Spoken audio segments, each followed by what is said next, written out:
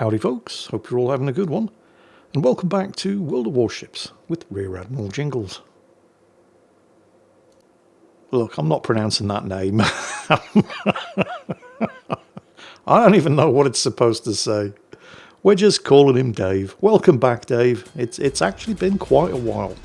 Always good to see you. So, Dave here in the Italian Tier 10 battleship, the Cristoforo Colombo. It's a Tier 10 domination battle here on the estuary map. And the matchmaking, I have to say, it could be a lot better. I mean, it could be a lot worse. I've definitely seen worse matchmaking for a battleship captain. Both teams could be stuffed full of destroyers, for example, so in that respect, it's not that bad. Each team only has the one destroyer. But that's the only good thing to say about the matchmaking. There's a Tier 10 carrier on both teams. There are 2 submarines on both teams, and there are only 3 cruisers per side. Basically, we're looking at 2 teams of battleships, which is great news if you're in one of the destroyers, but it's not such good news if you're in one of those battleships, which Dave here, of course, is. As for the particular battleship that he's sailing today, the Colombo is, I think overall I'd have to say it's a good ship. It's certainly superior to the Lepanto at Tier 9. Mostly by virtue of having an extra gun turret, and the Lepanto is a fairly good ship on its own, and they're both certainly superior to the god-awful Tier 8 Vittorio Veneto. And we may as well address this right now, because one of the biggest downsides of the Colombo is also one of its biggest upsides, and it's to do with the guns, and to a lesser degree the turrets that the guns are housed in. If you have a look at the 2 rear turrets there, this is a very good thing. Both of those turrets can rotate a full 360 degrees. So there's none of that having to spend half a day swinging the guns around a full 270 degree arc when you're trying to switch from a target off the port beam to a target off the starboard beam. So that's good. The issue is the caliber of the guns. Well, it's not just the caliber of the guns. There are actually several things about these guns that are actually kind of bad. And yet, I still don't want to say that they're bad guns. But we'll start with the accuracy, because the accuracy is bad. Please try to hold on to that thought as this battle unfolds, and try to remember at all times that you are watching a battleship that has objectively bad, inaccurate guns. As he smacks 7 different shades of shit out of the enemy Hindenburg for 45,600 damage the first time he pulls the trigger. And remember, these guns are inaccurate. Hold on to that thought as you watch the rest of this battle play out, because these are, by any standard that you'd care to measure them, inaccurate guns. He's got the Hindenburg again. Oh, I think this may be a kill. And there's the First Blood Award. Oh, and earning the First Blood Award just triggered a Captain Talent. Main battery firing range extended. We'll come on to that in a moment, actually, because that's another thing that are bad about these guns. But first, let's talk about the inaccuracy. Yes, the inaccuracy. As you can clearly see, after Dave has just scored 20 hits after pulling the trigger twice. But they are inaccurate guns. They have standard battleship dispersion, but they only have 1.5 sigma, which is terrible. These guns have the exact same accuracy profile as the Tier 7 French battleship, the Lion. Now, the Lion is known for a lot of things, mostly volume of firepower, but definitely not accuracy. These guns also have a horrible base reload of 37 seconds. Think about that for a minute. You're in a Tier 10 battleship that's armed with guns of the same caliber as the Tier 6 Warspite. You'd think you'd get a shorter reload to compensate for the low caliber, but no. You actually get a longer reload. And then, of course, you don't get any high explosive ammunition because you're Italian, and the armor-piercing shells are kind of bad. They have penetration that is so bad, it makes it a bit of a lottery shooting at enemy battleships at any kind of range, even if you have the flat broadside to shoot at. And then, of course, there's the whole caliber issue, because with 15 inches of caliber, the armor-piercing shells can only overmatch up to 26mm of armor. And there are cruisers within this matchmaking spread that can have 27mm of armor plating, which means it's not unusual to find yourself in situations where you're getting outgunned by cruisers that are bow tanking your armor-piercing shells. Oh, and the range is terrible as well, like 18.6 kilometers, which is just awful. But you know what? None of that matters, for two reasons. Nice torpedo prediction there. You notice he's not taking the bait and continuing the pursuit around the flank up to the north. Instead, he's leaving the scouting up to because he's lucky enough to have one of the submarines and the friendly destroyer on this flank. So instead, he's letting them go ahead. Notice off Dave's starboard beam, you can see it on the mini-map. In fact, there it is. Friendly battleship, or Bungo's technically a battle cruiser, but it's in the battleship line, not taking the hint and heading north, doing the exact opposite of what Dave's doing, and instead making himself a big fat obvious juicy target for all those high DPM cruisers and that Schlieffen up there. See how well that works out for him. But what were we talking about? Oh yes, the guns. They are objectively bad in so many ways, and yet none of it really matters because of two things. First, semi-armor piercing ammunition. That was a semi-armor piercing Citadel. And the other great thing, because it is a great thing, about the Colombo's guns is exactly the same thing that makes the Leon's terrible guns great too. This thing has 16 of them. You see, as Papa Joe Stalin is alleged to have once said, quantity has a quality all of its own. This is true of the Leon at tier 7, and it's definitely true of the Cristoforo Colombo here at tier 10. But remember, these are inaccurate guns. As he unloads on a tiny target the size of a submarine at a range of 14 kilometers and sinks it, scoring 5 hits. I think he probably would have scored more, it only took 5 to kill it. Wildly inaccurate guns, remember? Except for some reason, just not today.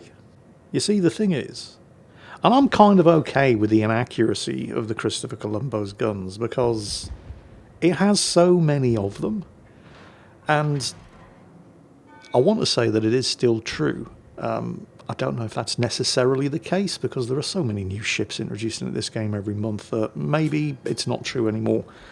But certainly when this ship was introduced and for a very long time afterwards, despite only being armed with 15-inch guns, this thing actually had the heaviest weight of fire of any battleship in the game. Even more so than the Vermont's ludicrous number of 18-inch guns, purely by virtue of the fact that this thing has so many more guns, even if they are 3 inches in caliber less. So on those rare occasions, like today, where all of the stars and the planets line up in perfect conjunction, and you actually start landing shots on the targets that you're aiming at, more often than not, the amount of damage this thing's capable of inflicting is nothing short of terrifying. And remember, inaccurate guns. As he scores 10 hits, there are cruisers that wish they could hit destroyers that consistently. 10 hits on a target the size of a destroyer at a range of 10 kilometers.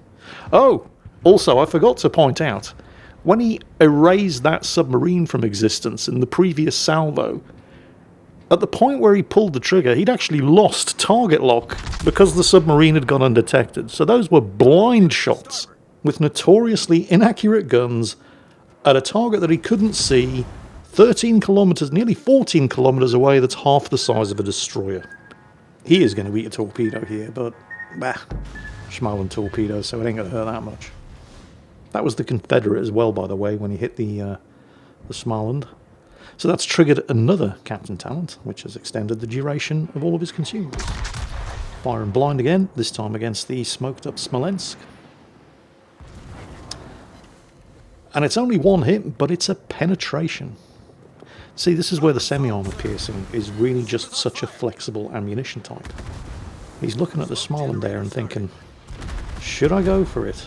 And it's tempting, but I think the wise decision, given that he's now attracted the attention of the Smolensk, and he is getting farmed with, I mean, look at the rate of fire and the volume of fire from the Smolensk. So I think triggering the high-speed smoke and going undetected was probably the wise choice.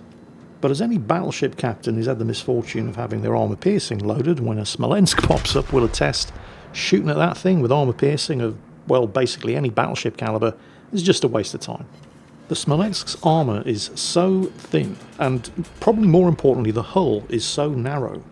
It's as if it's designed with one purpose and one purpose only, and that's to troll battleship players who see a cruiser and they think, "Ooh, citadels," and switch to armour-piercing ammunition. Because fire and armour piercing of any battleship calibre to Smolensk just results in over-penetrations. But you don't get that with semi-armour piercing.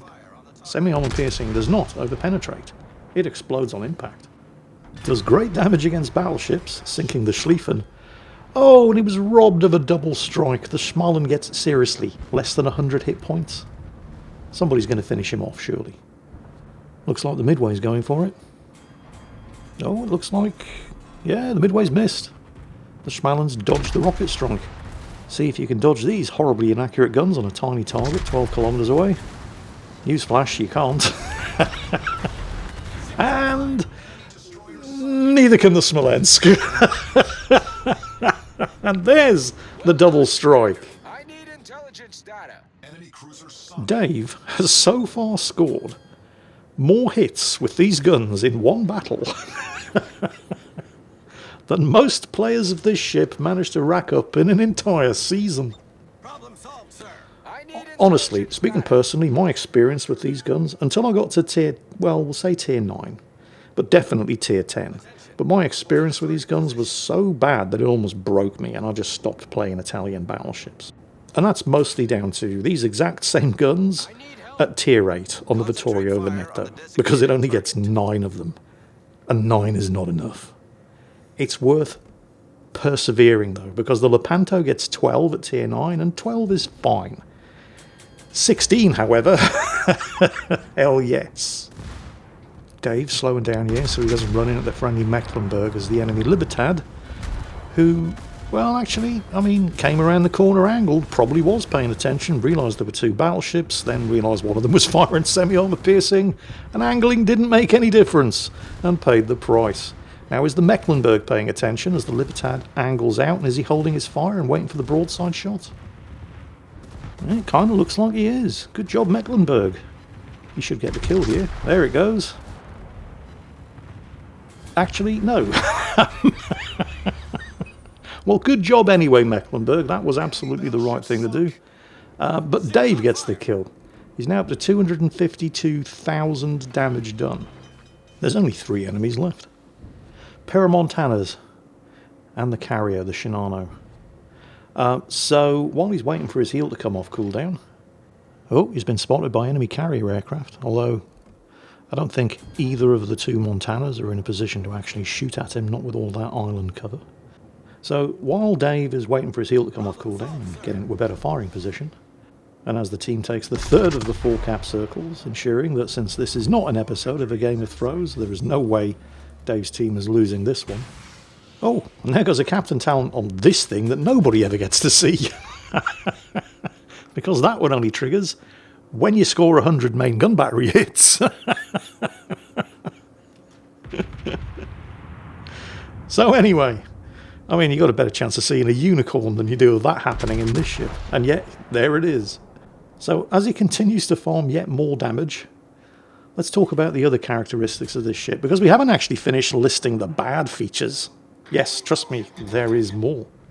So the guns are basically shit. But saved by the fact that it has 16 of them, and they have access to semi-armour piercing ammunition. The ship has a terrible hit point pool. I mean, it doesn't even have 90,000 hit points. And that... oh, carrier! God damn it, just outside of shooting range. Even with the spotter aircraft up, oh, you gotta be kidding. Fine, we'll shoot at the battleships. But yeah, the ship has a very, very small hit point pool. I mean, it's not quite the worst of all the tier 10 battleships, but it's pretty damn close. And that, combined with a relatively short range of the guns, which tops out at slightly less than 19 kilometres, means it's very easy to get into trouble in this ship. Ah, but the ship does have a turtleback armour scheme, Jingles, just like the German battleships, and you know how good they are at brawling. Well, yeah, that is true. The ship does have a citadel that is protected by a turtleback, but the turtleback on this thing is so thin that it's effectively useless. It can be overmatched by 15-inch armour piercing or higher, and I think if my knowledge is up to date, that there is only one tier 9 or 10 battleship in this game that doesn't at least have 15-inch guns. The ship also, while it has a lot of secondaries, in common with most Italian battleships that aren't premiums, the secondaries are mostly 90mm, which are absolute garbage and not even high enough caliber to be able to penetrate the armour plating of a destroyer, and are only good for setting fires. Finally, the stealth is bad, and while we're definitely not talking USS Vermont standards of manoeuvrability or unmanoeuvrability here, huge turning circle, slow rudder shift, and a mediocre top speed. And yes, he did just land 6 shots on the deck of an aircraft carrier, and yes, 5 of them ricocheted. Because while you might think that the Smolensk exists purely to troll battleship armour piercing, nothing says fuck you to battleship armour piercing like the deck of an aircraft carrier in this game. Oh, I was robbed of yet another kill. But he has done 317, nearly 318,000 damage. And he must be the only man in history who was ever upset that his team just won the battle. Because he wanted that extra kill, and I'm sure he wanted some more damage. But that's 6 kills. Confederate. Devastating strike. The double strike. Kraken Unleashed. First Blood. And high caliber with 317,000 damage. And nearly 4,000 base experience for Dave in the Italian Tier 10 tech tree battleship, the Christopher Colombo, on that extremely rare occasion where all the planets and the stars line up in conjunction and this thing actually hits what it's shooting at more often than not. It really can be truly terrifying, and I hope you enjoyed watching him achieve this miracle, because that's it for today. As always, take care, and I'll catch you next time.